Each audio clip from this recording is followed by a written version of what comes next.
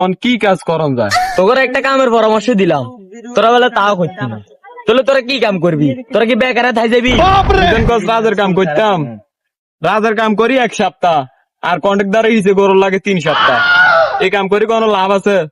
অন্য কোন কামের কথা কবে? কি কস বেড়া? হ্যাঁ তো ঠিকই কইছে। তুই ওটা ফমান চাস বেটা?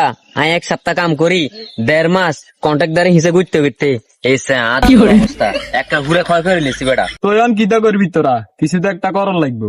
রে তোরা যে সব কামের কথা কস, এ রাজের কাম, আম কাম, বাল কাম, এইসব কাম করে লাভ নাই।